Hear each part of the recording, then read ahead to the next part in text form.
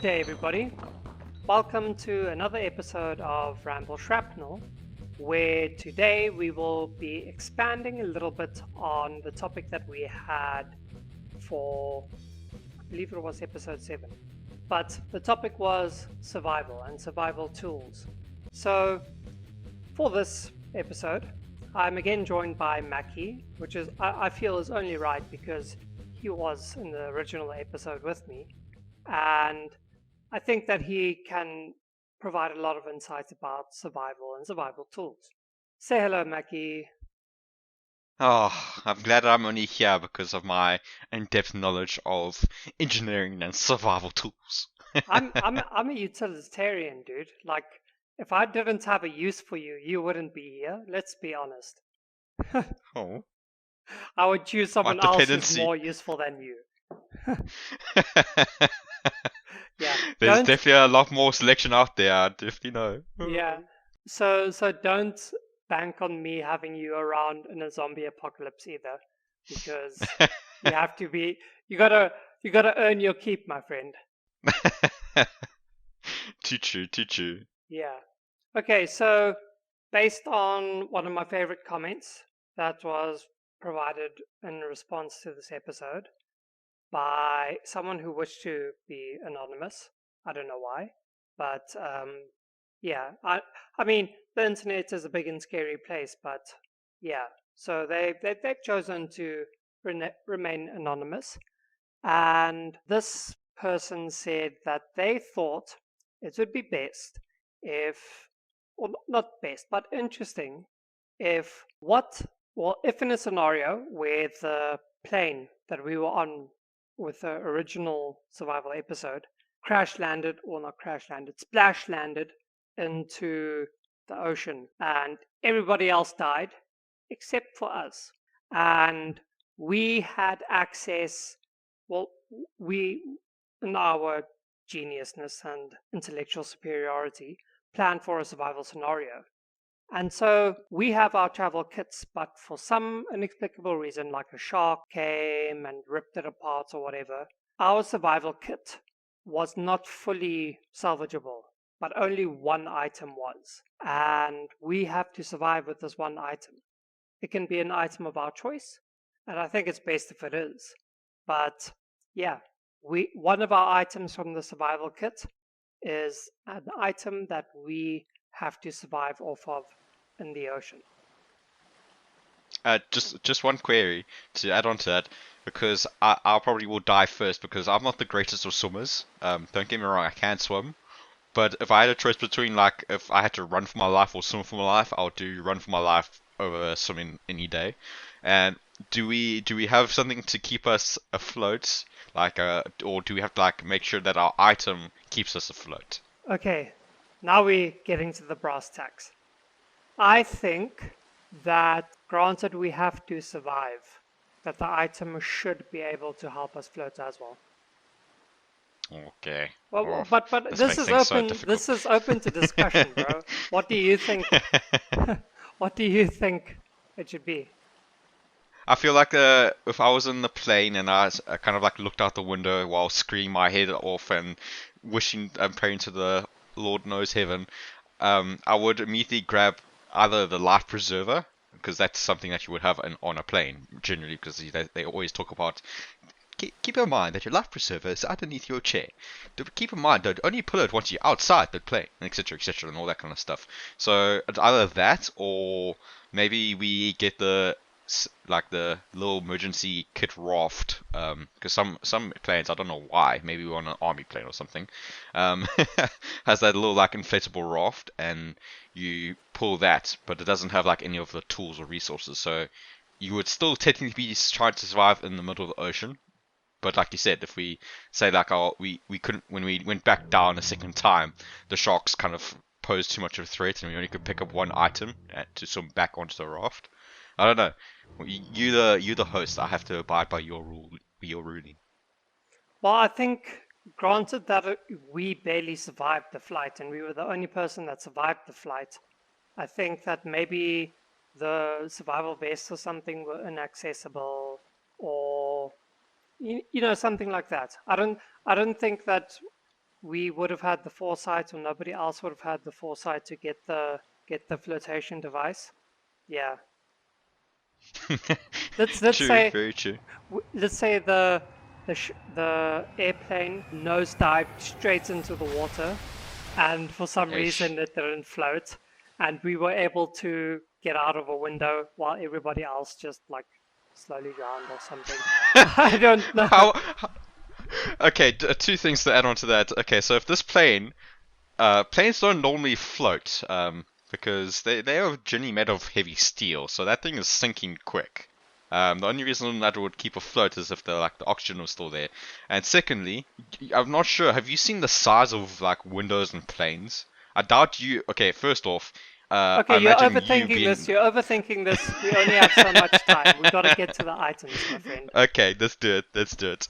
But suffice it to say, the airplane's gone. You have one item from your survival kit that you managed to grab while getting out. Okay, can you go first then? So I Okay. just want to think here.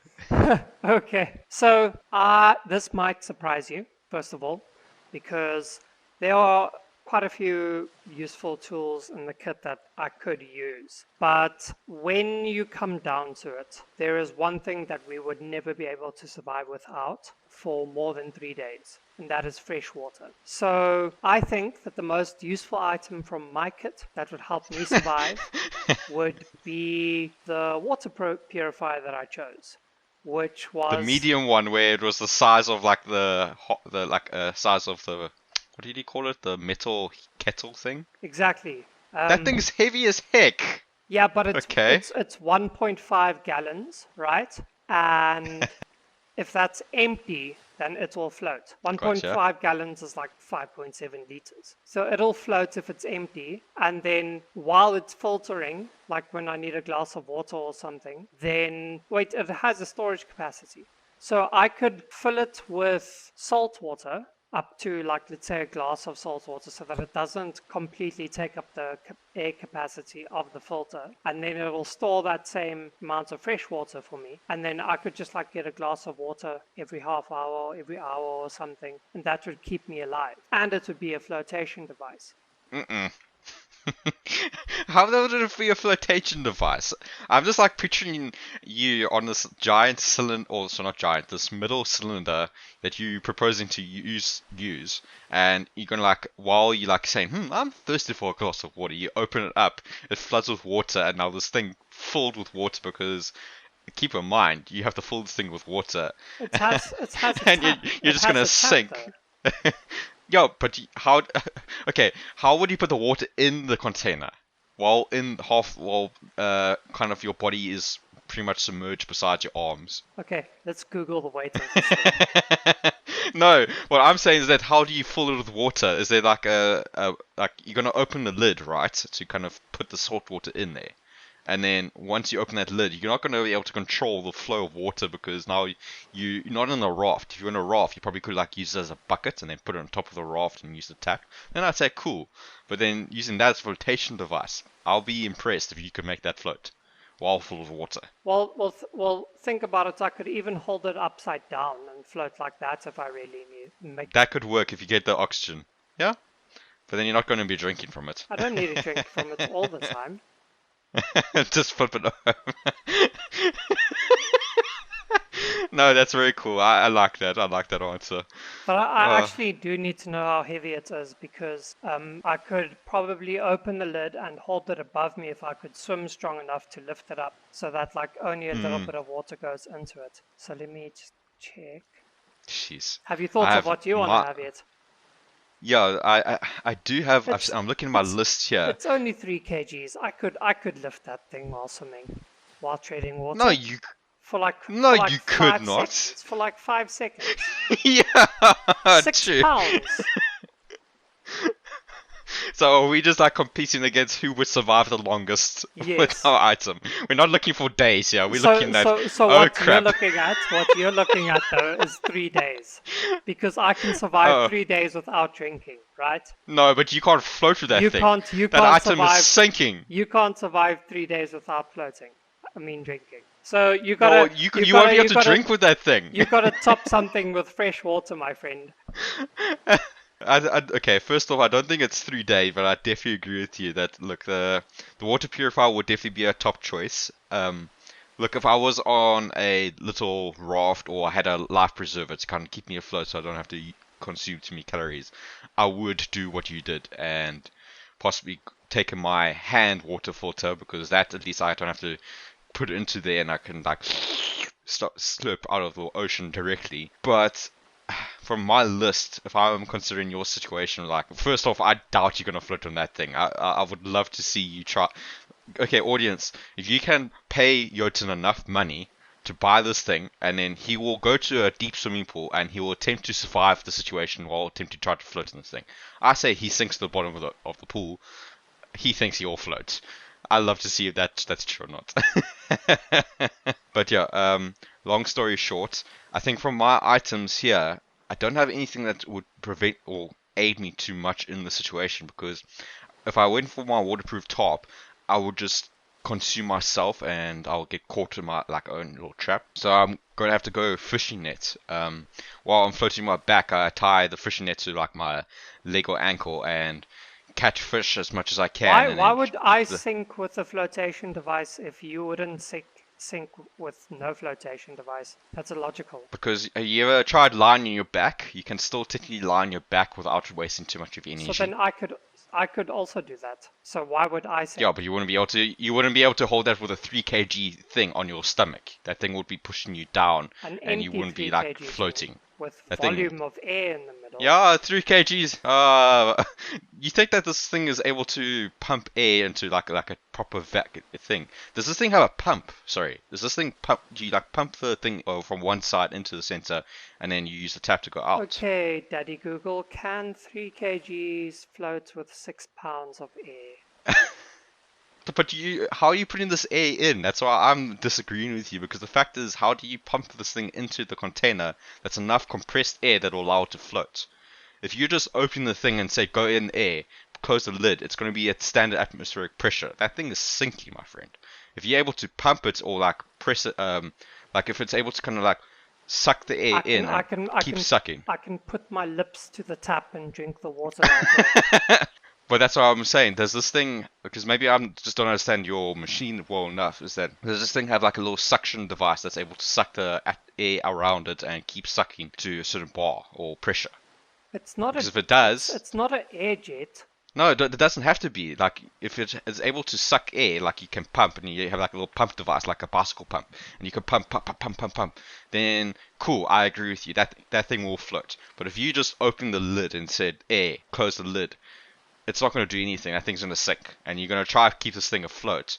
And as soon as you put water in it, this thing's going to sink to like a rock. That's what I'm saying. So I'm pretty sure that things that are made to contain water can also hold water out. It's not like there's going to be 5 atmospheres or even 1 atmosphere of pressure on it that makes it so that air won't go inside. If it's empty of water, then there's air inside. So if you have a glass, and so a glass is probably not the greatest example, but if you have a glass, like a thick glass, because you have to consider this is steel, so a nice thick glass, and you put that thing just in water, and that thing will float, but if it's heavy enough, that thing's going to sink. Now that thing is designed to keep water out or keep the water in. Same thing as your container. Your container is dense metal, or if it is plastic, it will have a better chance, but it's dense. So the denser the material, the more likely it's going to sink. Now, if you're able to pump in the air You're making an into this assumption thing, that it's super dense metal. well, I looked at it before; it looked like metal. It's made of look. It is made of metal, but it doesn't have to be what dense kind of metal, and it's got a filtration system inside of it as well. Oh, that makes it okay. Well, let me carry on with my topic. So I say a fishing net. The reason why I say fishing net is that it won't be used for my flotation. I will give you that. I will eventually sink and die. I didn't choose any items on my list that will keep me afloat. Like your item, which I would still love to see happen in real life. But a fishing net, so I could at least catch something, whether it be a shark or a giant squid, because that would be my absolute nightmare. But if I catch a little fish, I'll at least have something that I can pull, and eat its fleshy bits, its livers and stuff. I basically, because knowing that I would die, I would consume every little thing besides the bones. And funny enough, that does give you a source of water and food nutrition, but I probably will die in like. I've been realistic here, probably like in. I think I could survive.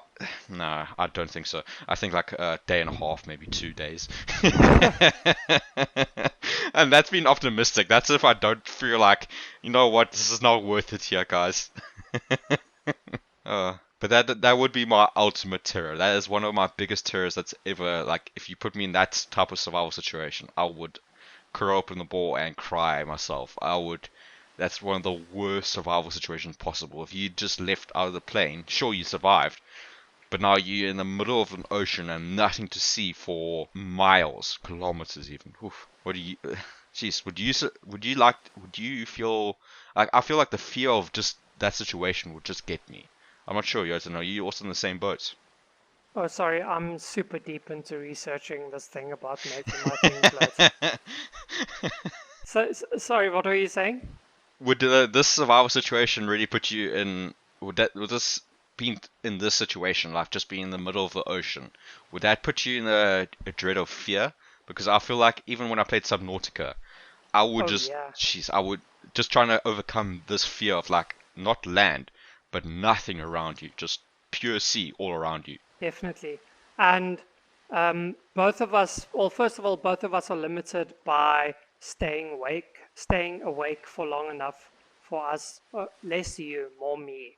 Um, Staying awake for long enough so that you don't lose the thing that you is keeping you like you're surviving with while you sleep.